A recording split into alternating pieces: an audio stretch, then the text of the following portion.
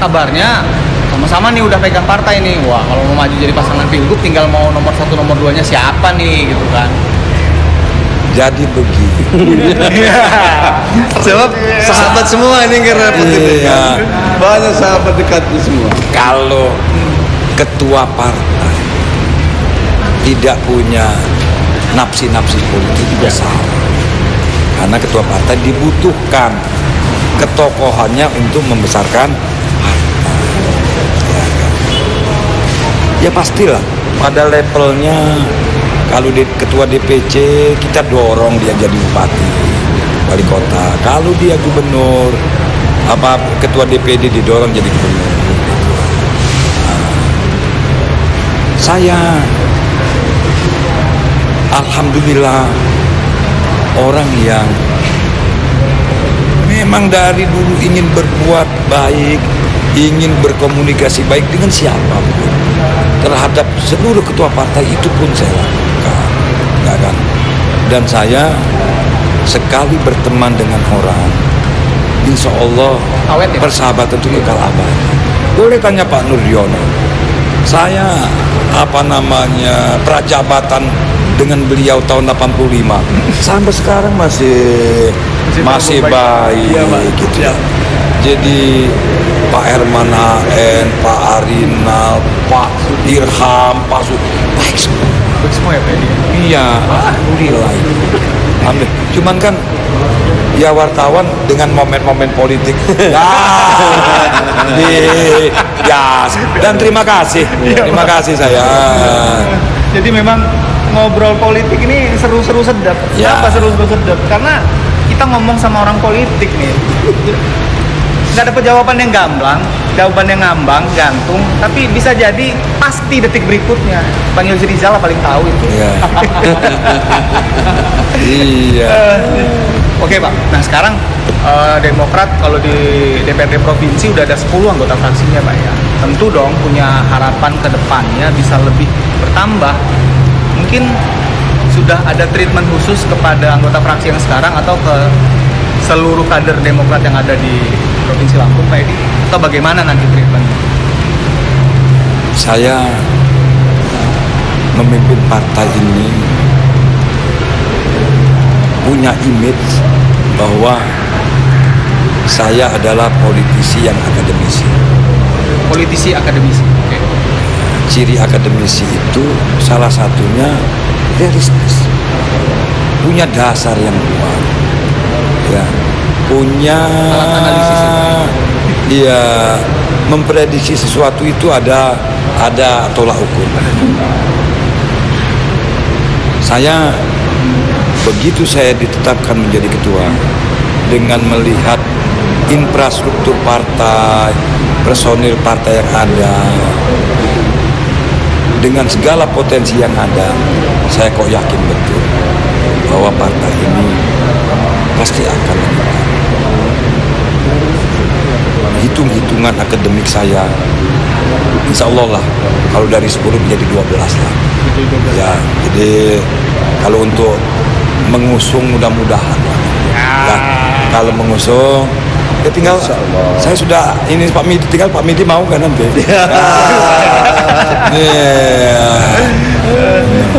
Dan untuk kepengurusan sendiri ini kan kelihatannya DPD lagi berbenah ya. Pengurusan di tingkat DPC sudah mulai ada perubahan-perubahan dan sudah ada yang jadi ya Pak ya. Tinggal lagi mungkin segenap formasi kepengurusan yang lagi ditetapkan.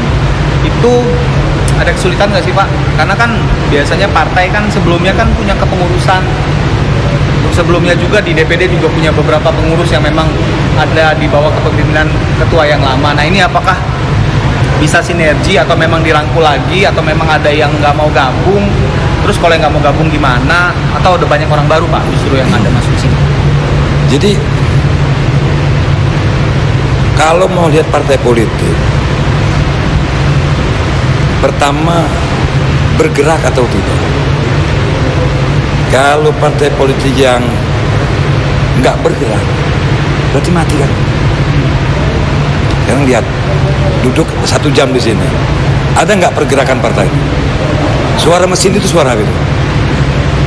Suara lagi ada. pembangunan ya. Iya, bangun kantor. Siap. Ya, ada nggak pengurus-pengurus yang hadir? Ada nggak rapat-rapat yang terjadi? Bergerak nggak Partai Demokrat? Insya Allah. Dilihat dengan mata kepalanya. Dibuktikan langsung. Nah itu maksud saya gitu, bergerak. Nah, kalau partai yang bergerak, insya Allah tumbuh partai itu.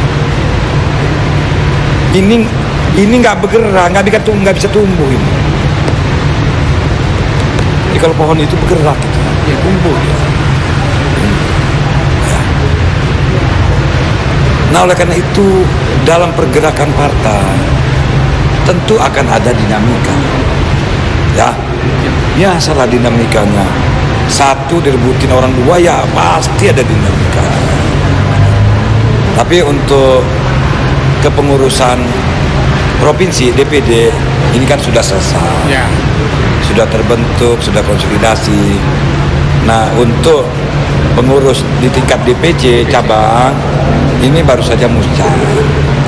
Ini sedang menyusun kepengurusan. Insya Allah lah nggak ada masalah karena segala sesuatunya sudah diselesaikan sebelum muscah. Ya, jadi saya lebih baik preventif menyelesaikan sebelum terjadi. Ya. Ini ciri khas akademisi politisi ini ya Pak ya.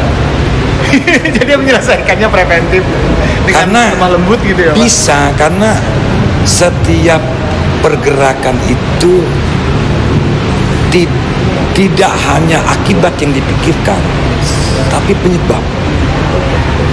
Kalau penyebab kan di awal kita sudah tahu. Kalau akibat kan nanti tahu. Gitu. Jadi kalau kami di Demokrat, ini boleh ditanya kawan-kawan, sebelum sesuatu terjadi, kami sudah mempersiapkan diri. Jangan nunggu dulu dia daftar, nanti apa akibatnya baru mikir, jangan.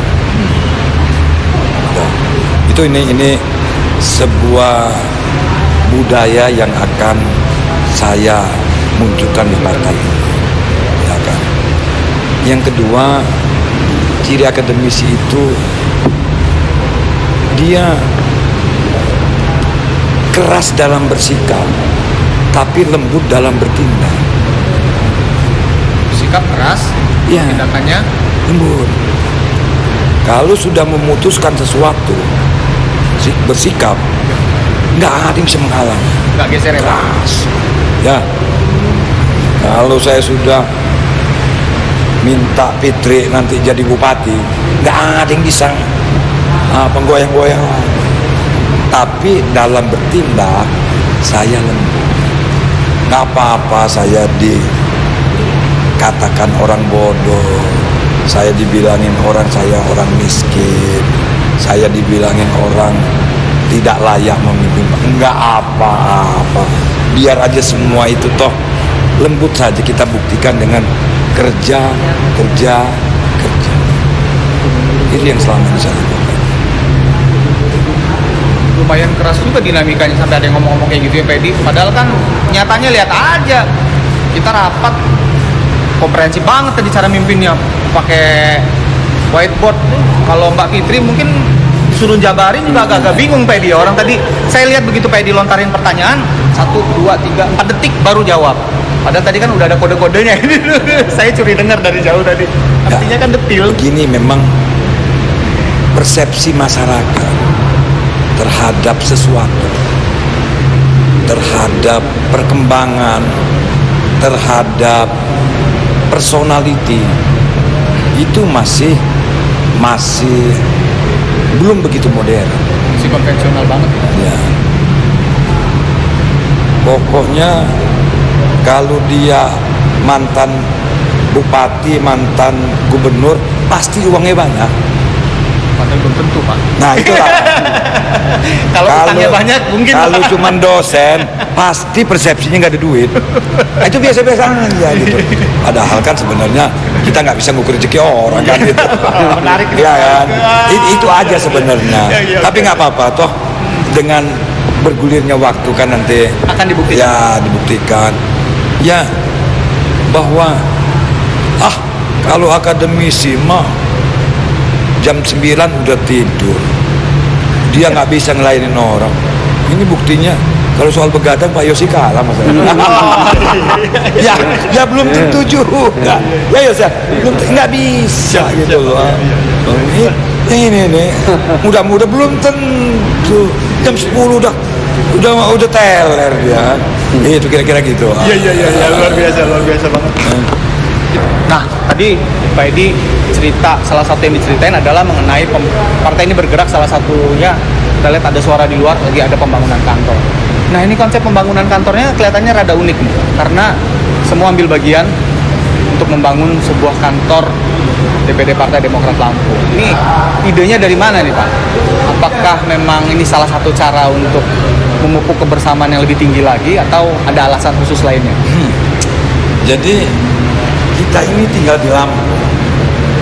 Lampung ini paling tidak ada 4 prinsip hidup ya. Pertama, hidup sendiri. Harga diri saya barangkali tergerak harga diri saya kalau sampai Partai Demokrat yang besar seperti ini tidak punya kantor yang permanen dan milik partai itu sendiri. Terusik harga diri saya. Yang kedua, ayolah berjuluk ada itu paling tidak kita menghargai yang tua, menghormati tua, menyayangi yang muda. Yang ketiga, nah ini tadi barangkali sakai sandal bergotong-gotong. Jadi untuk mewujudkan kantor ini, saya mencoba. Saya punya 81 anggota fraksi. Seluruh di Lampung ini ya Pak ya? Kalau 10 juta satu tahun, 800 juta bisa saya mobilisasi. 3 tahun jadi kok ini, 2,5 miliar. Setelah saya ungkapkan, nggak ada persoalan. Semua semangat. Anggota fraksi kan 10 juta setahun, nggak terlalu besar. Ini saya coba.